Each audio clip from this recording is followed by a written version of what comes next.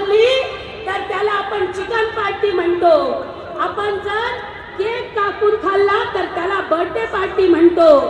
पण या देशामधल्या माणसांचं रक्त पिणारे आणि माणसांना कापून खाणारे त्याला आपण भारतीय जनता पार्टी म्हणतो.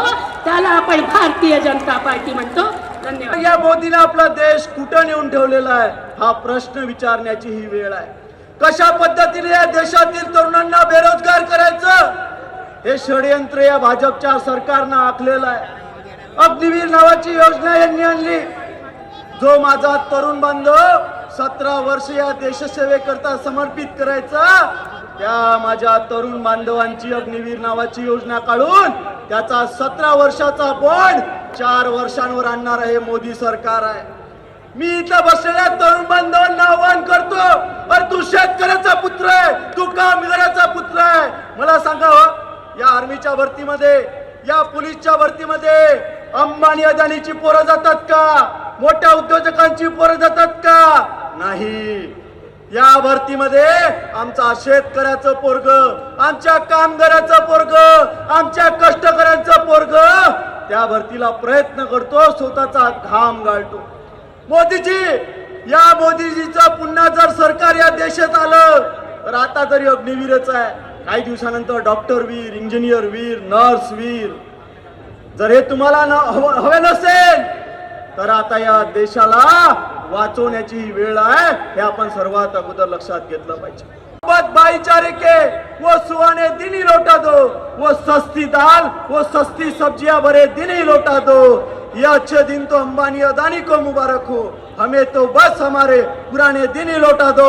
जय हिंद, जय महाराष्ट्र. खऱ्या अर्थानं या जळगाव जिल्ह्यामध्ये 2 मिनिटं फक्त बोलतो, 1 मिनिटामध्ये या जळगाव जिल्ह्यामध्ये गद्दार आहे, अरे टपरी छाप आहे. शिवतीर्थावर त्याला छाती ठोकपणे भाषण केलं होतं की हा टपरी छाप. नाव सांगायची गरज नाही, हा टपरी छाप. या गुलाबरावला या शिवसेनेनं आमदार केलं, मंत्री केलं, लाल दिव्याची गाडी दिली.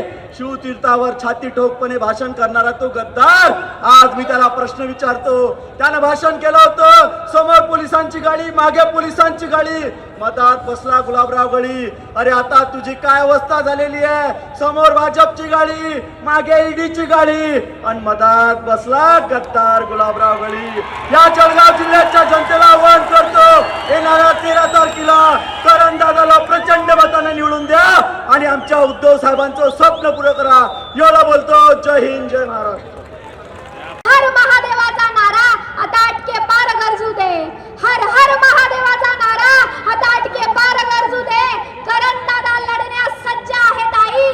जळगाव लोकसभेवर शिवसेनेची मशाल आता तेजानं प्रज्वलित होऊ दे. आम्ही इंडिया आघाडीचे लोक तुम्हाला सांगू इच्छितो, इंडिया आघाडीचा जाहीरनामा करण भाऊ ज्या मशाल चिन्हावरती उभा आहे त्या मशाल चिन्हाचा जाहीरनामा तुम्ही लक्षात घ्या. जर या देशामध्ये उद्योगपतींना 22 उद्योगपतींना 16 लाख कोटी रुपये माफ होणार असतील तर आम्ही ते माफ होऊ देणार नाहीत. आमचा जाहीरनामा काय? या देशामधल्या प्रत्येक बहिणीच्या कुटुंबामधल्या एका महिलेच्या नावावरती 1 लाख रुपये आम्ही बँकेमध्ये टाकू आणि उद्योगपतींना 1ही रुपया देणार नाहीत. हा आमचा जाहीरनामा आहे. आमचा दुसरा जाहीरनामा आहे, या देशामध्ये 30 लाख युवकांना नोकरी भरती आम्ही करू. जाहीरनाम्यामध्ये आमचं 3रं वाक्य आहे, भावांनो आणि बहिणींनो, या नरेंद्र मोदी सरकारनं मर्सडीवरती 3% जीएसटी लावला आणि आमच्या ट्रॅक्टरवरती 28% जीएसटी लावलेला आहे.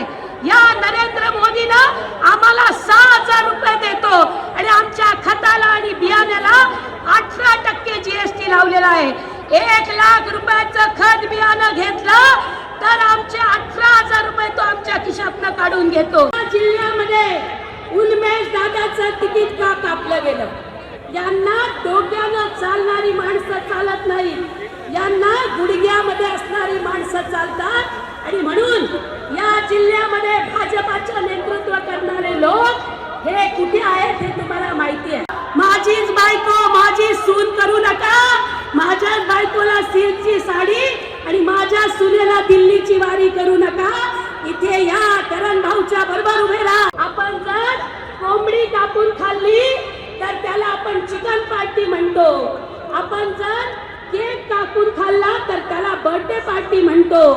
पण या देशामधल्या माणसांचं रक्त पिणारे आणि माणसांना कापून खाणारे त्याला आपण भारतीय जनता पार्टी म्हणतो.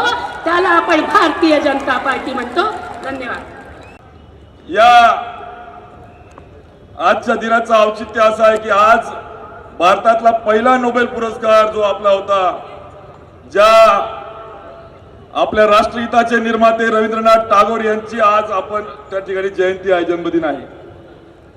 त्यांना अभिवादन करत असताना एका बाजूला राष्ट्रगीत लिहिणारे कवी आमचे रवींद्रनाथ टागोर आणि दुसऱ्या बाजूला आमच्या बहिणाबाईंची भूमी, की ज्या कवयित्रींनी आम्हा सगळ्यांना एक चांगल्या पद्धतीने जगण्याची एक ऊर्जा आणि उर्मी आम्हाला दिली.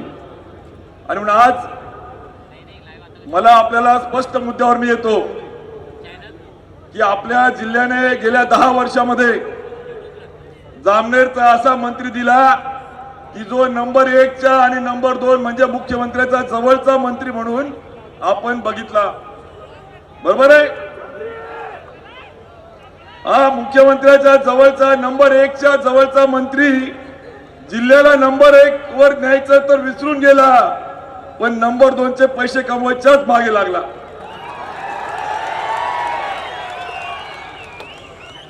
जिल्ह्याला नंबर 1 वर न्यायचं सोडून नंबर 2 चे पैसे कमवायला लागला. हा जामनेरचा चंगू आणि चाळीसगावचा एजंट हा मंगू, या चंगू आणि मंगूने आपल्या जिल्ह्याच्या सांस्कृतिक आणि एका विकासाला खीळ पोहोचवण्याचं काम या चंगू मंगूच्या जोडीने केलं, हे लक्षामध्ये घ्या. आणि म्हणून आज नंबर 2 च्या पैशाची मस्ती यांच्या मस्तकामध्ये आहे. सत्तेमधून कोणाला गाडता येईल का, याला पाडता येईल का, याला जिरवता येईल का, याला गुन्हा दाखल करता येईल का. या सत्तेच्या मस्तीमध्ये कार्यकर्ते यांना नोकर वाटायला लागले.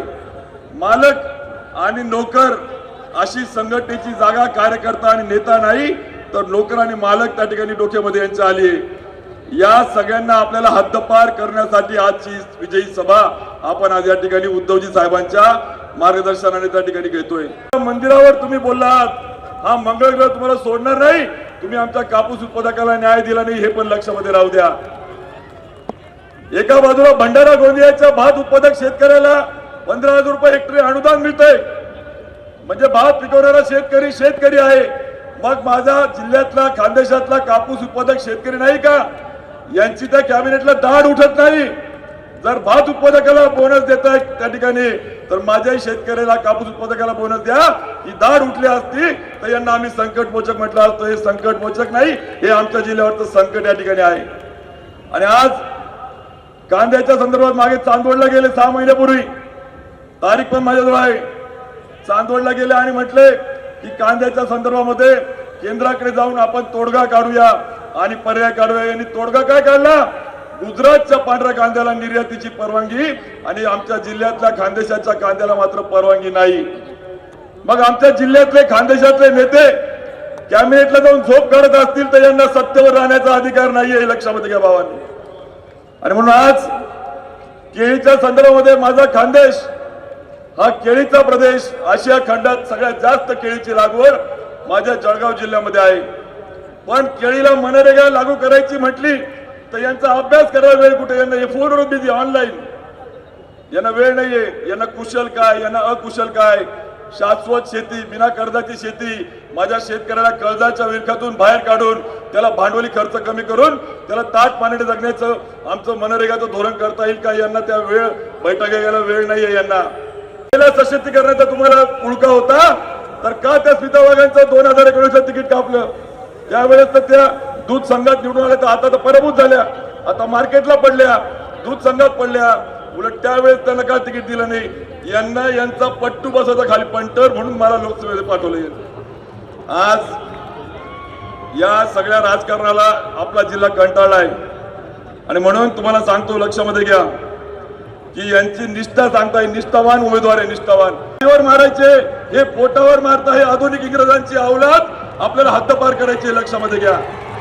आज एका बाजूला लेवा समाजाचा नेत्याच्या मुळे द्वेष करायचा, दुसऱ्या बाजूला ज्या वाल्मिकी ऋषींनी मशालाच्या प्रकाशामध्ये रामायण लिहिलं त्या आमच्या कोळी समाजाला जातीचे दाखले नाही, व्हॅलिडिटी नाही, आणि म्हणून आपण बघतोय की दुसऱ्या बाजूला कोळी समाज देखील त्या ठिकाणी आज रस्त्यावर येतोय, आज त्या ठिकाणी आंदोलन करतोय. आज या सभेच्या निमित्तानं सबका साथ सबका विकास नारा देणारे भाजपा फोडा आणि राज्यकराची राजनीती त्या ठिकाणी करत आहे.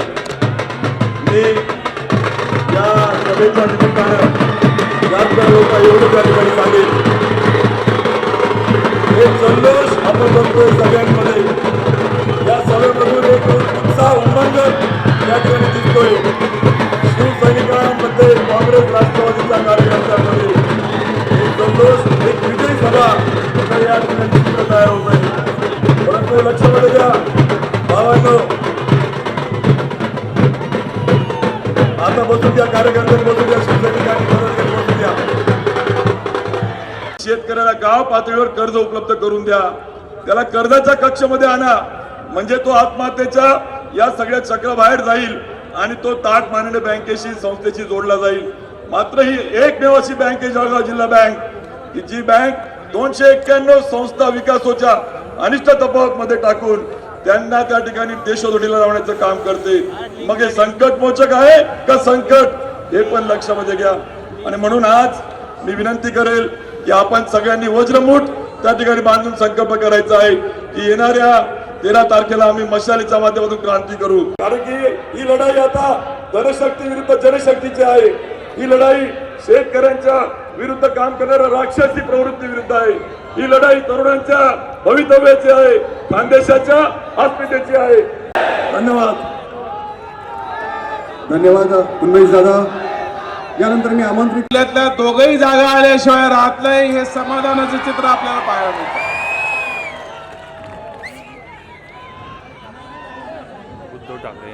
13 मे रोजी होणाऱ्या जळगाव आणि रावेर या 2 लोकसभा मतदारसंघाच्या उमेदवारांच्या संदर्भात आज जळगावचे उमेदवार करण बाळासाहेब पाटील यांच्या प्रचाराची जाहीर सभा आयोजित केली आहे. पोटतिडकीने बोलत होता आणि पोटतिडीक खऱ्या अर्थानं जीवनामध्ये जो आपल्याला अनुभव येतो. उमेदवार आले, जरा टाळ्या वाजून त्याचं स्वागत करा.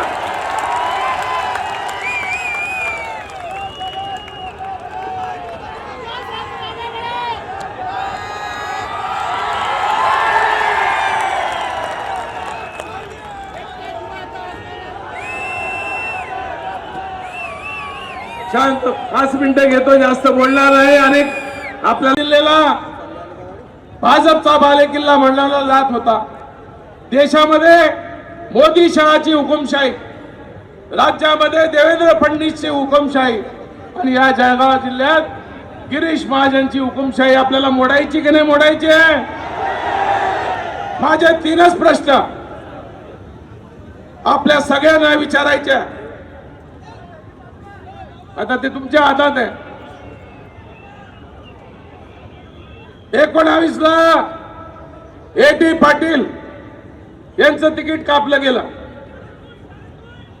अरे जरा ऐक ना, टरबूज आहे, उन्हाळ्याचे दिवस आहे, कापून खाऊन घे.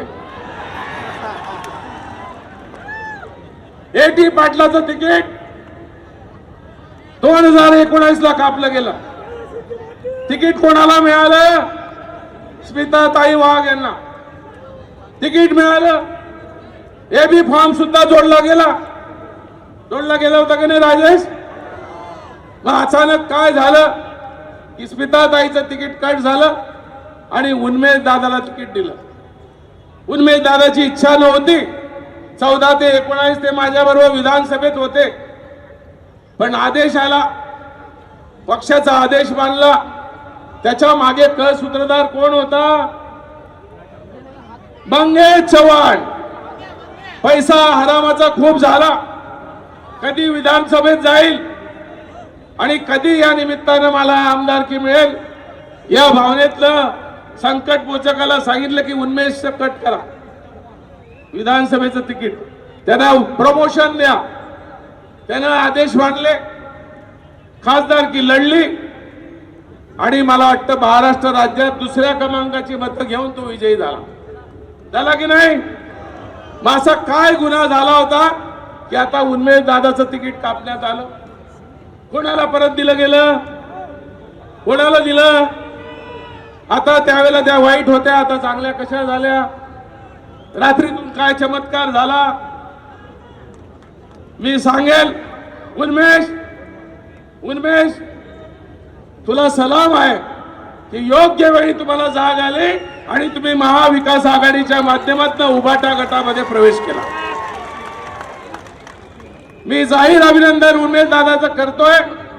मी जाहीर अभिनंदन करण पाटलाचं करतोय, माझा पुतण्या आहे. पण वाईट वाटायचं की चुकीच्या मार्गाला जाऊन राहिलेले आहेत. चुकीच्या मार्गाने त्याने नेतृत्व स्वीकारलेलं आहे. आणि आज जाहीरपणे सगळ्यांसमोर सांगतो की सगळ्यात आनंद झाला असेल तर माझे वडील कैलासवासी भास्करप्पा यांना की जातीवादी पक्षापासून लांब राहा.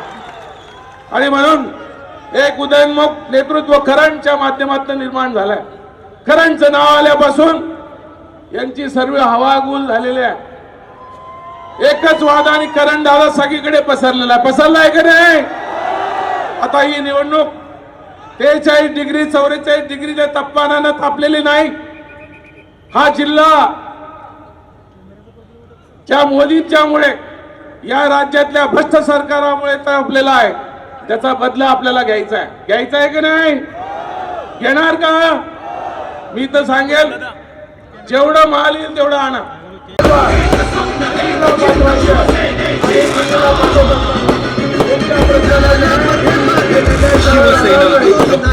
तो साधे भोळे तरी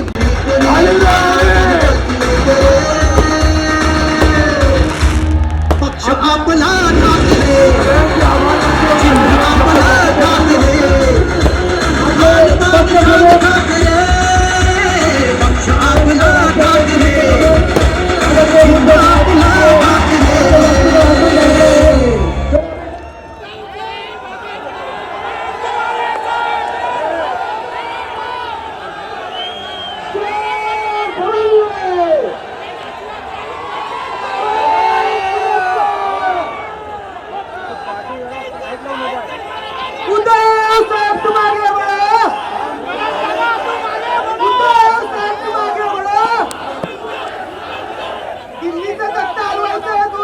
ठिकाणी माल्यार्पण करणार आहे आणि सर्वच महापुरुषांना या ठिकाणी वंदन करतायत.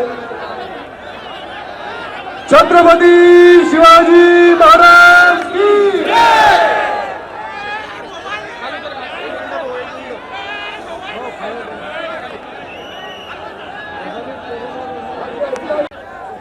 आणि सर्व प्रमुख पदाधिकारी या ठिकाणी करतायत.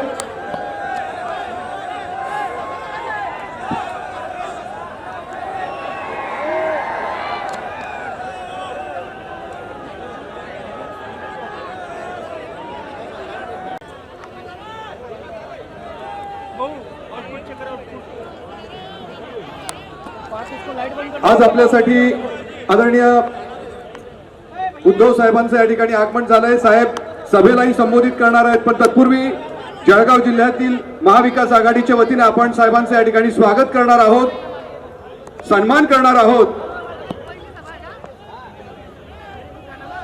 आणण्यात आलाय आणि या पुष्पहाराने साहेबांचं या ठिकाणी आपण स्वागत करणार आहोत. जोरदार टाळ्या वाजवून साहेबांचं या ठिकाणी आपण स्वागत करूयात. आदरणीय उद्धव साहेब,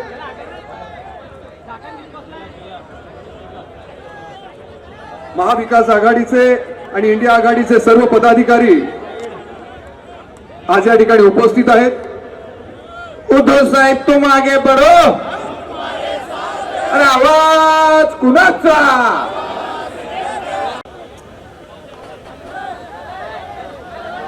यानंतर मी असीम सरोदे साहेबांना विनंती करतो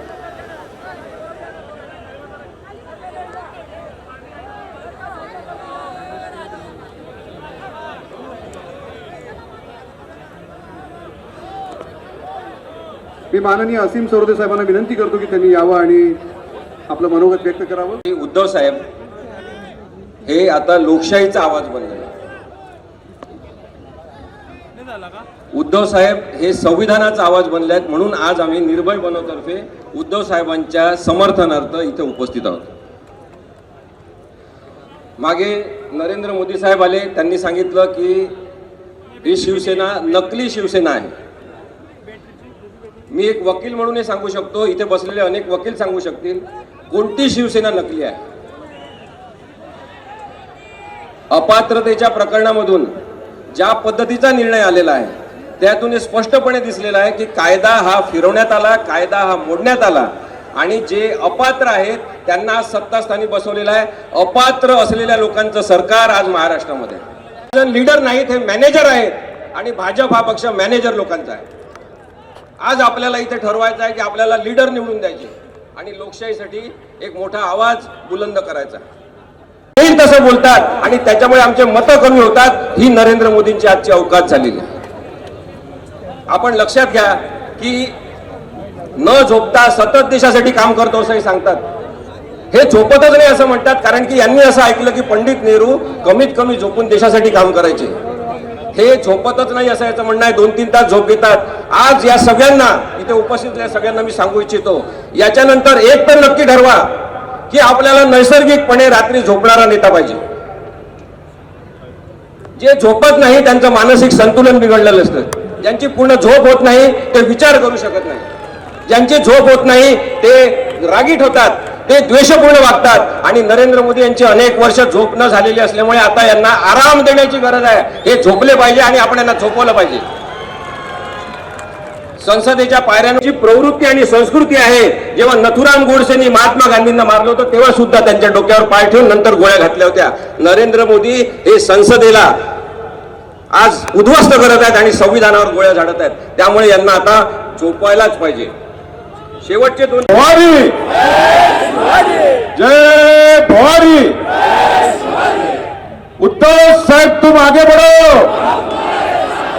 उद्धव साहेब तुम आगे बढ़ो. होऊ घातलेल्या 2024च्या आजच्या लोकसभा निवडणुकी प्रसंगी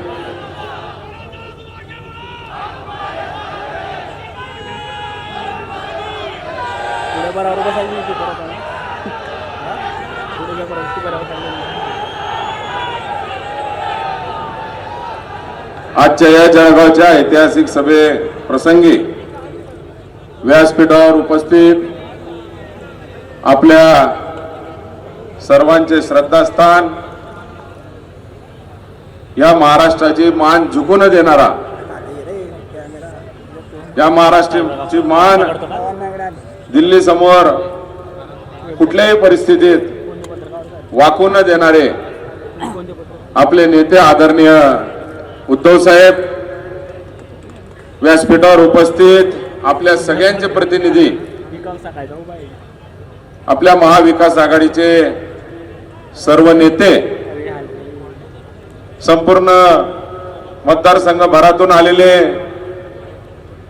अतिशय उन्हाच्या चटक्यामध्ये सुद्धा माझ्यासाठी तळमळीने प्रचार करत आहात असे माझे तमाम माता भगिनी, सर्व माझे वयोवृद्ध, सर्व माझे माता पिता आणि माझ्या तरुण बांधवांना साष्टांग आपल्याला नमस्कार.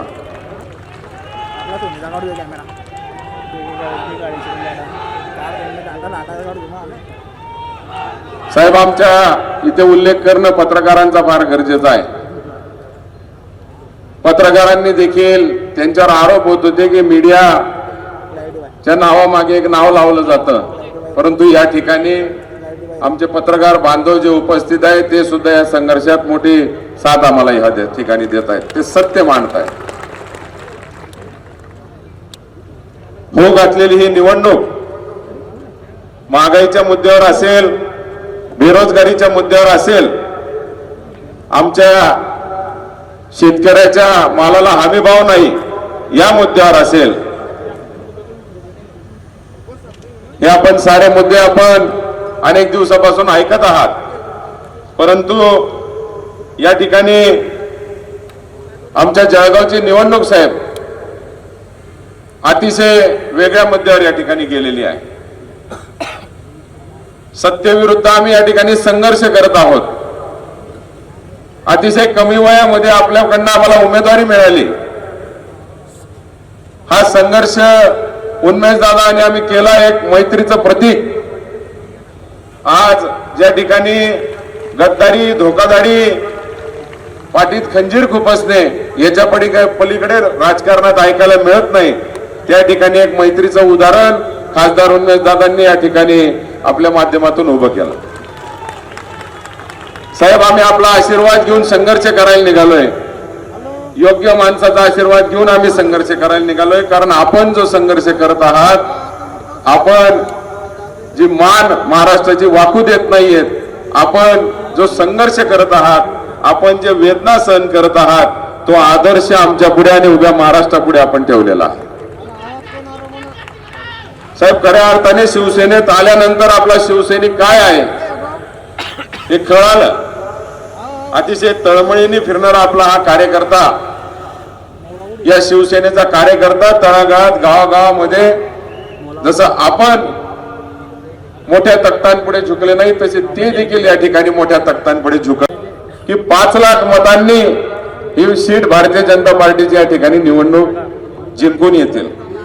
मला असं वाटतं एक 10-15 दिवस झाले साहेब, आपल्याला उबाटा आणि फफुटा म्हणून हिनवलं गेलं होतं. पण मी कुठलीही गोष्ट पॉझिटिव्हली घेतो. मी त्यांना सांगितलं, पण विजयाच्या गप्पा आम्ही करणार नाही. समोरच्यांकडे सत्ता आहे, मोठी लोक आहेत, बाकीच्या सगळ्या गोष्टी त्यांच्याकडे जास्त आहेत, ते विजयाच्या गप्पा मारू शकतात, त्यांना गर्व झालेला आहे. परंतु आपला विजय हा जनतेच्या हातात त्या ठिकाणी आहे. जनतेला ठरवू द्या म्हणून आम्ही विजयाच्या गप्पा या ठिकाणी मारत नाही साहेब. खूप या ठिकाणी समोरून सत्ताधारी असल्यामुळे अनेक मार्गाने त्रास देण्याचा प्रयत्न होतोय. वैयक्तिक टीका माझ्यावर केली जाते. आम्ही एक सन्मान या ठिकाणी साहेब, आपला आदर्श घेऊन आपली संस्कृती जपत, माझ्या समोर एक महिला उमेदवार असल्यामुळे आम्ही आजपर्यंत त्यांच्यावर कुठेही टीका केलेली नाही. आम्ही एका स्त्रीचा सुद्धा विरोधक असताना पण त्या ठिकाणी सन्मान करतोय. पण असो, अतिशय खालच्या पातळीवर माझ्यावर वैयक्तिक टीका केल्या जात आहे. पण आता जनतांनी 10 वर्ष बघितलेलं आहे, आमच्या जळगावकरांनी 10 वर्ष बघितलंय की सोशल मीडियाचा वापर फक्त गैरवापरासाठी आणि लोकांचे टाळकी भडकवण्यासाठी या ठिकाणी केले जातात. याच्या पलीकडे समोरच्यांकडे काही काम राहिलेलं नाही. साहेब, या ठिकाणी आम्ही आवाहन करतोय की पहिल्यांदा एक तरुण उमेदवार या मतदारसंघातून उभा आहे.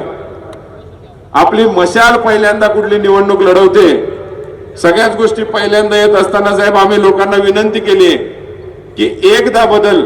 अनेक वर्षे आपण या मतदारसंघात भारतीय जनता पार्टीला देऊन बघितले. आमच्या गावरानी भाषेत आम्ही या ठिकाणी म्हणतो साहेब, एकदा थोडस चव बदलून बघावी. तशी ती चव बदलून एकदा उद्धव बाळासाहेब ठाकरे यांच्या शिवसेनेला आपण एकदा संधी या ठिकाणी द्यायची. अनेक वर्ष, 30 वर्ष झाले एक ती सत्ता आपण भारतीय जनता पार्टीला या ठिकाणी देतोय. परंतु एकदा आता बदल करून शिवसेना पण काय या ठिकाणी करू शकते, दोघांमध्ये काय फरक आहे हा बदल बघण्यासाठी आपण एकदा आता शिवसेना उद्धव बाळासाहेब ठाकरे गट मशाल या निशाणीवर मला या ठिकाणी निवडून द्यायचंय. साहेब, सगळंच एकदा येत असताना सगळ्यांच्या आशीर्वादाने माझा अनुक्रमांक नंबर सुद्धा 1 या ठिकाणी आलेला आहे. अनुक्रमांक 1 नंबर आल्यापासून तर जसं मतदारसंघात एक वेगळं वातावरण संचारलंय. आमच्या ग्रामीण भागात थोडेसे लोकांना अशिक्षितपणा असल्यामुळे मतदान शोधायला त्या ठिकाणी अवघड जातं. आता अनुक्रमांक 1 नंबर असल्यामुळे लोकांना अतिशय सोपं जाणार आहे. आपली मशाल या ठिकाणी शोधायला सोपं जाणार आहे. मी अधिक वेळ न घेता आपल्या सगळ्यांना, उद्धव साहेबांना ऐकायचंय. मी या ठिकाणी आपल्या सगळ्यांचे खूप खूप धन्यवाद मानतो. आपण एवढ्या मोठ्या संख्येने या ठिकाणी आलात. आपण आपल्या सगळ्यांचे या ठिकाणी आशीर्वाद घेतो. शेवटचे 3-4 दिवस या ठिकाणी महत्वाचे आहे. मोठ्या प्रमाणावर समोरून प्रलोभन येतील. त्यांच्या इलेक्शनच्या शेवटच्या रात्री ते काय करता आपल्याला माहिती आहे. परंतु गावोगावी हा डाव आपल्याला आता आणून पाडायचा आहे आणि शेवटच्या दिवसपर्यंत आपण जो चालू असलेला प्रयत्न आहे जो संघर्ष केलाय, जे वातावरण उभं केलंय, शेवटच्या दिवसापर्यंत असंच ठेवायचंय. मी आपल्या सगळ्यांचे आशीर्वाद घेतो, आपल्या सगळ्यांना कळकळीची विनंती करतो. अनुक्रमांक नंबर 1 मशाल यांनी समोर बटन दाबून मला प्रचंड मताधिक्याने विजयी करून द्यावं. एवढं बोलून माझे 2 शब्द संपवतो. जय हिंद, जय महाराष्ट्र. सन्मान करतायत आणि साहेबांसाठी एक मशाल या ठिकाणी ते भेट देत आहेत. ही चांदीची मशाल आहे. जोरदार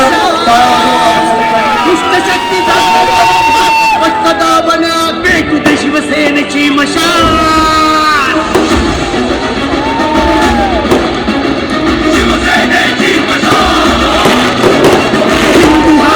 धर्म जाणून घे, हे समर्म जीवन कर त्यास तू बहार.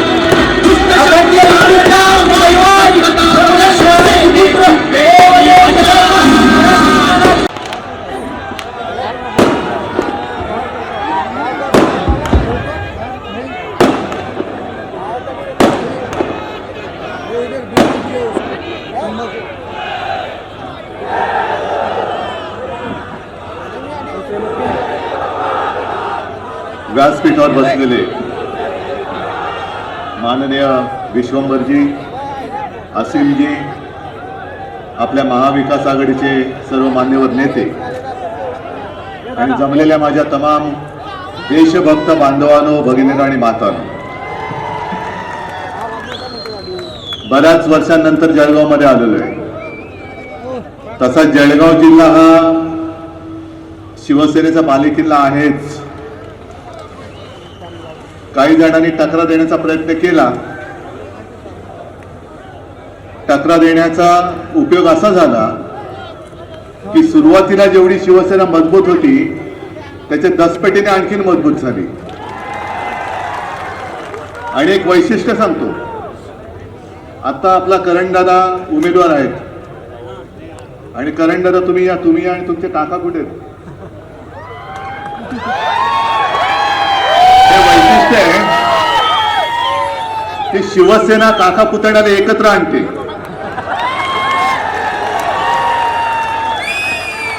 आणि भाकड जनता पक्ष आहे तो घरं फोडतो, काका पुतण्याने पण फोडतो. तरी अशी माणसं जोडणारी शिवसेना आहे. म्हणून तर हे सगळं ऐश्वर्य माझं. आणि असीमजी हे माझे निवडणूक रोखे आहेत.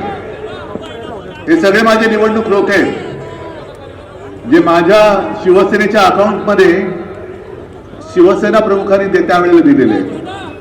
ती माझी वडिलोपार्जित संपत्ती आहे ना. आणि याच्यावरती जीएसटी नाही. आणि मोदींना म्हणा, या संपत्तीवरती तुमची ईडी, इन्कम टॅक्स, सीबीआय टाकून बघा, परत जातात का बघा. ही संपत्तीची मोजमाप करायला याच तुम्ही. येताना सरळ यायला, जाताना काय सांगण्याची गरज नाही. जळगाव म्हटल्यानंतर खानदेश आहे. आणि खानदेश म्हटल्यानंतर मला माझं लहानपण आठवलं. ते म्हणजे आपले सोपानदेव चौधरी, बहिणाबाईंचे पुत्र.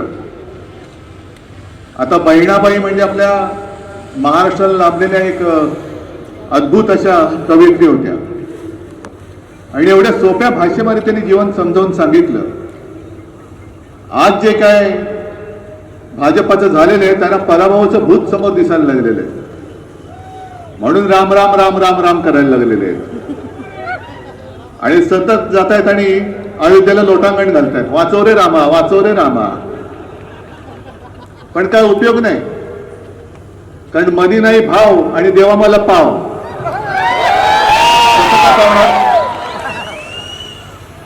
आणि आम्ही सुद्धा श्रीरामाचे भक्त आहोतच. राम मंदिरामध्ये, त्याच्या उभारणीमध्ये, त्या सगळ्या लढ्यामध्ये शिवसेनेचं काय योगदान आहे हे आम्हाला कोणी शिकवण्याची गरज नाही. तमाम जनतेला माहिती आहे की शिवसेना प्रमुखांनी काय केलं होतं तेव्हा. पण बहिणाबाईंच्या 2 ओळी मला आठवतात. आम्ही राम भक्त आहोत.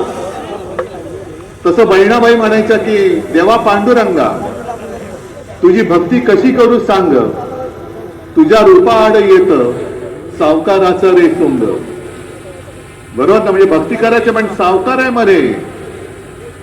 तसंच आज मला प्रभू रामचंद्राला सांगायचंय की प्रभू रामचंद्रा तुझी भक्ती कशी करू सांग, कारण तुझ्या रूपाआड येतं भाजपाचं रे ढोंग. आणि सोपानदेव चौधरी, म्हणजे आता हे त्यांचे शब्द आहेत, तरी विश्वंभरजी एका शब्दाला मी जरा समानार्थी शब्द वापरतोय, मूळ शब्द तुमच्या लक्षात येईल. आम्ही लहान मुलं होतो तेव्हा सोपानदेव आमच्या घरी यायचे, आजोबांचे मित्र. आणि सोपानदेव सुद्धा एक प्रतिभावान माणूस, आणि त्यांनी काही गमती जमती आम्हाला सांगायचे. ते आले का धमाल असायची. आम्ही सगळी तिघही भावंड त्यांच्या अवतीभोवती असायचे, आणि ते त्यांच्या अक्कल अहिराणी भाषेमध्ये, मराठी भाषेमध्ये आम्हाला अशा गमती जमती सांगायचे की ऐकतच राहावं. कविता ऐकवायची. कविता म्हणजे त्यांनी अशी, त्याला वात्रटिका म्हणा, काही म्हणा. आणि एक शब्द समानार्थी वापरलाय, येड्याच्या पार्श्वभागावर.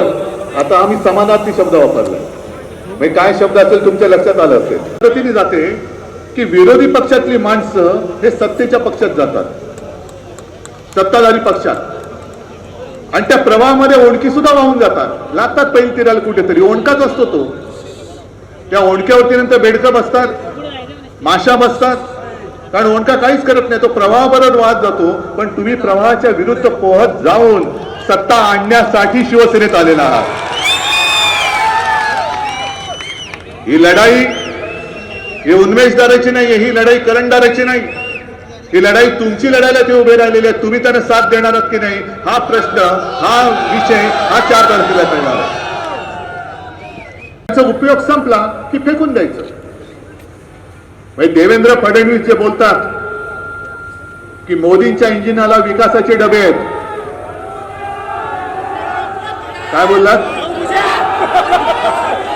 ऐकायला नाही आलं?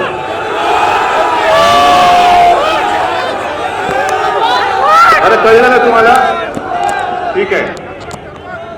देवेंद्र फडणवीस जे बोलतायत की मोदींच्या इंजिनाला विकासाचे डबे आहेत. अहो देवेंद्रजी, डबे विकासाचे तुम्हाला वाटत असतील, पण त्याला भ्रष्टाचाराची चाकं लागतात. त्याचं काय? चाकं भ्रष्टाचाराची आहे. म्हणजे मी अनेकदा बोलतोय की 14 साली आणि 19 साली आम्हाला सुद्धा अभिमान होता, अरे काय पंतप्रधान आहे हो, काय माणूस आहे. 56 इंचाची छाती, कपडे कुठून शिवत असतील देव जाणे. आणि काय रुबाब, एक अकेला सब पे भारी, आणि सोबत सगळे भ्रष्टाचारी, सोबत सगळे भ्रष्टाचारी. म्हणजे आता भाजपचा पक्ष राहिलेलाच नाहीये. भाजपा पूर्वीसारखा राहिलेलाच नाहीये. उगाच हे उन्मेषदारावर सगळे भाजपा सोडून का शिवसेनेत आले. पण एक तर भारतीय जनता पक्षाने महाराष्ट्रामध्ये जे गद्दारीचं राजकारण सुरू केलं ते म्हणजे हिंदुत्व नाहीये, अजिबात नाहीये. मोदीजी, तुम्ही आमच्या शिवछत्रपतींच्या पवित्र भगव्याला गद्दारीचा कलंक लावलात. आजपर्यंत महाराष्ट्राने तुम्हाला 40 पेक्षा जास्त जागा देऊन दिल्लीच्या तख्तावरती बसवलं होतं. तुम्ही गद्दारी उद्धव ठाकरेशी नाही केली, तुम्ही गद्दारी फक्त शिवसेनेशी नाही केली, तुम्हाला भरघोस आशीर्वाद देणाऱ्या महाराष्ट्राची तुम्ही गद्दारी केलेली आहात. आलेत. मग आता तुमची हालत काय आहे? आज मोदी संपूर्ण राज्यभर फिरतात, आज सुद्धा कुठेतरी नगरला होते. का पाळी आली तुम्हाला? जेव्हा शिवसेना तुमच्या सोबत होती तेव्हा एवढ्या सभा मोदीजी तुम्हाला महाराष्ट्रात तरी घेण्याची गरज नव्हती लागली. पण आज तुम्ही शिवसेना फोडलीत, राष्ट्रवादी फोडलीत. अरे फोडली म्हणजे काय फोडलं तुम्ही? मोठी केलेली माणसं तुम्ही फोडलीत, पण ज्यांनी मोठी केली ती सगळी छोटी माणसं माझ्यासोबत मोठ्या ताकदीने उभी आहे.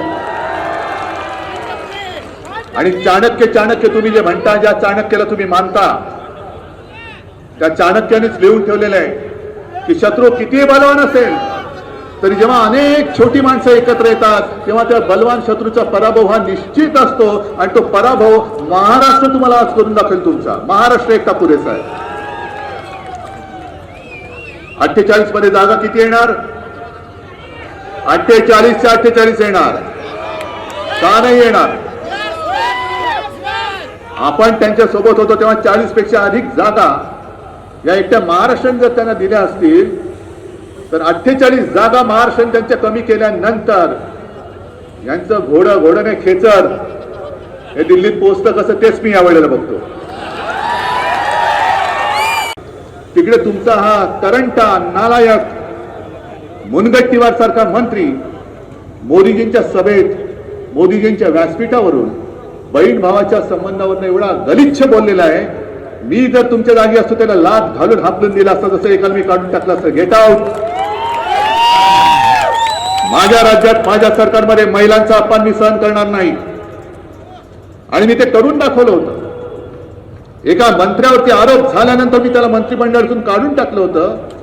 तुम्ही त्याला घेतलात आणि डोक्यावरती बसवलात, पुन्हा मंत्री केलात. मग हीच जर तुमची चाल असेल तर तुम्ही विचार करायचा.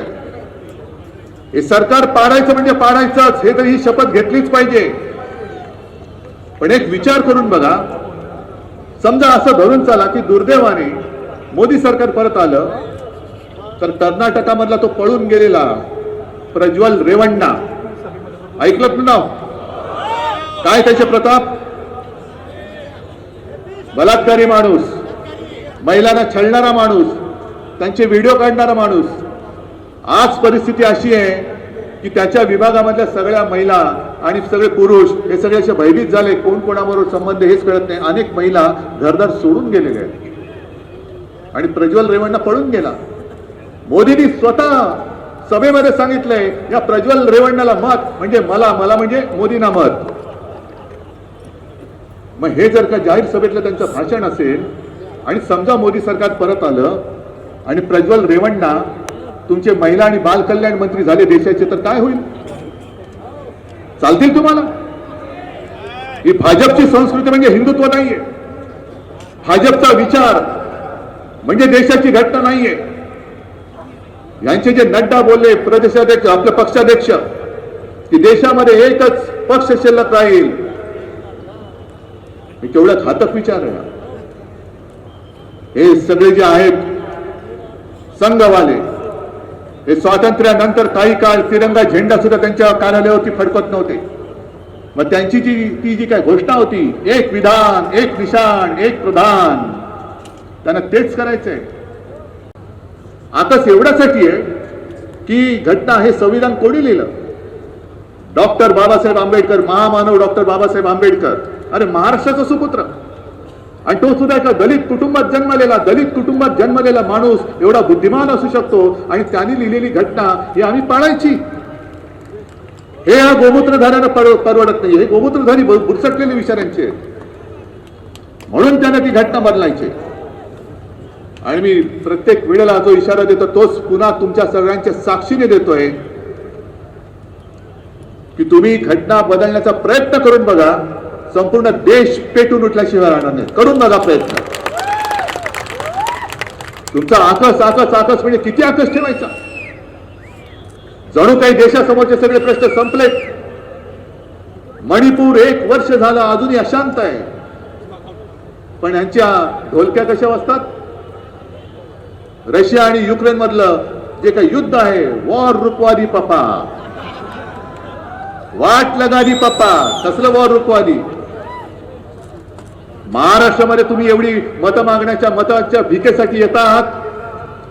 एकदा तरी मोदीजी पंतप्रधान म्हणून तुम्ही मणिपूरमध्ये त्या हिंसाचारानंतर का गेला नाही?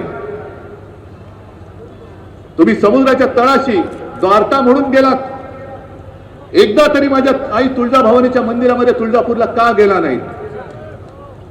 तुम्ही जय श्रीराम म्हणायचं आम्ही ऐकतो, आम्ही सुद्धा म्हणतो, पण आम्ही मात्र जय भवानी जय शिवाजी म्हटल्यानंतर लगेच तुमचा जो घरगडी आहे निवडणूक आयोग, तो आम्हाला नोटीस देतो. जय भवानी शब्द काढा. नाही काढत, काय उखडायचं ते उखाड.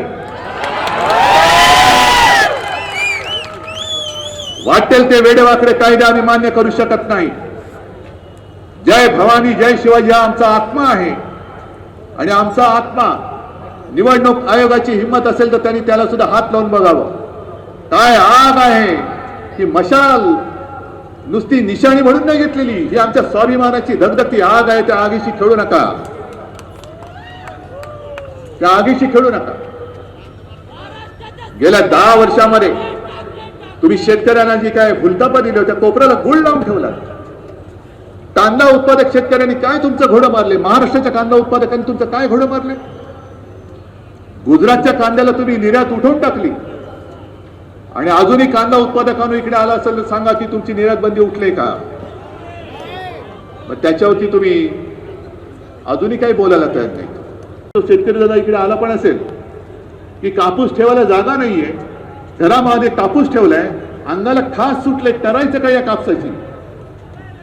तुम्हाला सगळ्या शेतकरी दादांना सांगतो की अरे तुम्ही तुमच्या कष्टाचा कापूस ठेवलाय, त्या कापसाची खास तुमच्या अंगाला येते, पण त्यांना सत्तेची जी काय खाज येते ती खाज आता तुम्हाला भागवावी लागेल. कारण खुर्चीत बसून बसून खुर्चीतला कापूस बाहेर आलाय, पण यांची सत्तेची जी काय हाव आहे तीच संपत नाहीये. कापसाला भाव नाही, सोयाबीनला भाव नाही, कांद्याला निर्यात बंदी अजून उठत नाही. किती उद्योगधंदे किती आले इकडे. जळगावकरांना मी विचारतोय, दरवर्षी 2 कोटी रोजगार हे मोदी सरकार तुम्हाला देणार होतं. एकाला तरी दिलं असेल तरी सांगा, एकाला तरी दिलं असेल तर सांगा, मी माझं भाषण इकडे थांबवतो. म्हणजे मग यांनी केलं काय? अहो विश्वंभरजी, मला एका प्रश्नाचं उत्तर पाहिजे. हे सगळे भाजपवाले बेंबीच्या देठापासून जे ओरडतात ना, भारत माता की, बरोबर ना? मग ती भारत माता नेमकी यांची आहे तरी कुठे? मणिपूरमध्ये महिलांवरती अत्याचार झाले, ती काय भारत माता नाहीये? काश्मीरमध्ये काल परवा सुद्धा दहशतवाद्यांचा हल्ला झाला, अजूनही काश्मीरी पंडित काश्मीरमध्ये परतू शकत नाही, ती माझी भारत माता नाही? इथे माझे शेतकरी हवालदिल झालेत, आत्महत्या होत आहेत, ते काय माझे भारत माता नाहीये? बेकार तरुण तांडेच्या तांडे फिरतायत, ती भारत माता नाहीये? महिलांवरती अत्याचार वाढतायत, जे अत्याचार करतायत त्यांना तुम्ही सुरक्षा देताय, कोणाला सुरक्षा देताय? मग भारत माता की जय बोलू नका. भारत माता की जय बोलण्याचा अधिकार भारतीय जनता पक्ष आणि मोदीजी तुम्हाला सुद्धा नाही. कारण संपूर्ण भारत माता आज आक्रोश करते आणि तो आक्रोश तुमच्या कानावरती पडत नसेल तर तुमच्या घोषणाला काही अर्थ नाहीये. तुम्ही भारत माता की जय बोलू नका, अजिबात बोलू नका. आज तुमच्याकडे काही प्रश्न शिल्लक राहिलेले आहेत, काही उत्तरं नाहीयेत, प्रश्न आहेत. 4 दिवसापूर्वी अमित शहा कोकणमध्ये येऊन गेले आणि मला आव्हान देऊन गेले, हिम्मत असेल तर राम मंदिर बद्दल बोला, हिम्मत असेल तर काश्मीरच्या 370 कलम बद्दल बोला. मी अमित शहाना सांगतो, मी सगळ्यावरती बोलायला तयार आहे. बाजूबाजूला बसून बोलू आपण, चला तुम्ही सावरकर पाहिजे, मी सावरकरांवरती बोलायला तयार आहे. राम मंदिरावरती बोलायचंय, मी राम मंदिरावरती बोलायला तयार आहे. पण अमित शहाजी, तुमच्यामध्ये जर हिम्मत असेल तर माझ्या या जनतेच्या प्रश्नाबद्दल बोलून दाखवा. द्या, माझ्या जनतेच्या प्रश्नाला उत्तर द्या. तासपर्यंत त्यांचं उत्पन्न तुम्ही दुप्पट केलं नाही. कोणाच्या खात्यामध्ये 15 लाख आले आणि भाजपच्या खात्यात किती आले? 8,000 10,000 कोटी. मग एवढा सगळा भ्रष्टाचार तुम्ही ओरबाडून संपूर्ण खाताय, ओरकून खाताय आणि आमच्याकडे मोठं दाखवताय. काय मोदीची गॅरंटी? काय मोदी की गॅरंटी? इकडे सुद्धा मी बघितलं, मोदी की गॅरंटी. मोदी की गॅरंटी एकच आहे, तू खायचं तेवढं खा, भाजपा ते कुछ नहीं होगा, मेरी गॅरंटी आहे. ही मोदींची गॅरंटी आहे.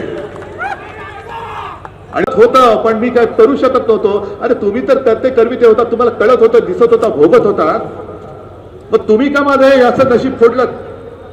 का हुकुमशाला निवडून दिला? का मला गुलाम बनवला? आणि लोकमान्य टिळकांचं जे वाक्य आहे, जे त्यांनी भर कोर्टात इंग्रज सरकारला ते न्यायाधीशाला सुनावलं होतं, स्वराज्य हा माझा जन्मसिद्ध हक्क आहे आणि तो मी मिळवणारच. देश पुन्हा संपूर्ण महाराष्ट्र मोदींना सांगतोय की स्वराज्य हा माझा जन्मसिद्ध हक्क आहे आणि तो मी राखणारच.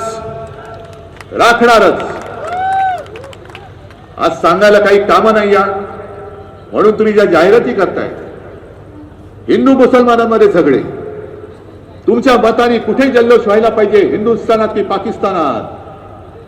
काय आमचं नातं पाकिस्तानशी आहे? उलट कदाचित मोदी जिंकले तर पाकिस्तानात नक्की जल्लोष येईल. कारण पाकिस्तानला वाटेल, अरे आपने नवाज शरीफ भाई का केक खाने वाला वापस आ गया. न बोलवता तुम्ही मान न मान मैं तेरा मेहमान म्हणून तुम्ही नवाज शरीफच्या वाढदिवसाच्या केक खायला त्या पार्टीला गेला होता आणि तुम्ही आम्हाला शिकवता हिंदुत्व, तुम्ही आम्हाला शिकवता देशभक्ती. एवढ्या खालच्या पातळीवरती तुम्हाला यावं लागलं का? तुम्ही 10 वर्षात केलेली कामं लोकांना का नाही सांगत? कीटकनाशक याच्यावरती जो जीएसटी आहे तो जीएसटी मी माफ करून दाखवल्याशिवाय राहणार नाही. अगदी छोटे व्यापारी सुद्धा जे आहेत ज्यांना जीएसटीचा छळ होतोय, कर दहशतवाद, जरा कुठेतरी एखादा हप्ता चुकला की उचलतात आणि तुरुंगात टाकतात. मग काय सुरू होतं? चंदा दो आणि धंदा लो. त्यांना सुद्धा, छोट्या व्यापाऱ्यांना सुद्धा सांगतोय, तुम्ही सुद्धा भले आला असाल गुजरात मधून, पण वर्षानुवर्ष इकडे राहतायत. मोदी तसे वागले म्हणून उद्धव ठाकरे तसा नाही वागणार. तुम्हाला सुद्धा त्या जीएसटी मध्ये ती जी काही पद्धती आहे त्याच्यामध्ये सुद्धा आमूलाग्र बदल करून सगळ्यांचं जीवन आनंदी कसं होईल याच्याकडे आमचं लक्ष असेल. अशी अनेक अनेक गोष्टी आहेत की ज्या साध्या साध्या गोष्टी ज्याने तुमचं आयुष्य पुढे घडत असतं. सोडून द्या, विसरून जा. आपण ज्यांना द्यायचं तेवढं दिलं, आपण ज्याला द्यायचं तेवढं दिलं, आता विसरून जा. हे माझं वैभव तुम्हाला सांगितलंय, भरलेलं आहे 3-13. आणि आपला उमेदवार कोण? निशाणी नक्की आणि नंबर तो 1 नंबरच्या मताने समोर कोणी उभा असेल तर एक लक्षात घ्या, जे मोदी सांगते की समोरच्या भाजपच्या उमेदवाराला मत म्हणजे मोदींना मत, म्हणून आम्हाला मोदी सरकार नको, आम्हाला आमच्या हक्काचं भारत सरकार पाहिजे.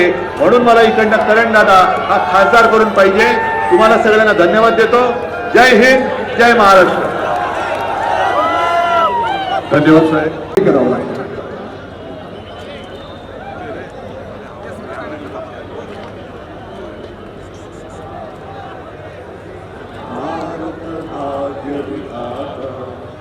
पंजाब सिंध गुजरात मराठा द्राविड उत्कल बंग विंध्य हिमाचल यमुना गंगा तरंग तव शुभ नामे जागे तव शुभ आशीष मागे गाए तव जय गाथा जय हे भारत भाग्य विधाता. जय हे जय हे जय जय भारत माता की, भारत माता की.